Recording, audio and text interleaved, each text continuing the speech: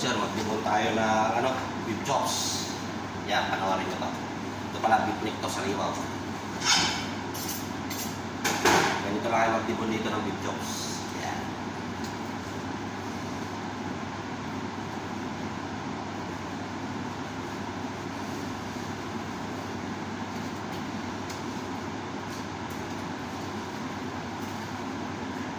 Kaya mga deboner dyan, lalo yung mga professional.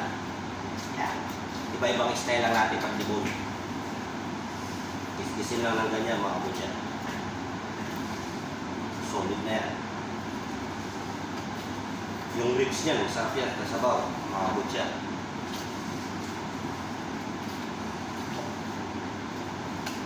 Iba-ibang style ng pagdidibon. May magaling, may discard yan lang. Saan lang komportable mga kabutcher? Wala nito.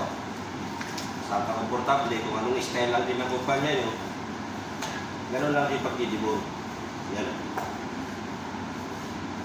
Ito yung boneless. Bali parts dito, ribeye mga kabutcher. Ito na may special ribs yan. Kaya hanggang dito lang mga kabutcher. God bless.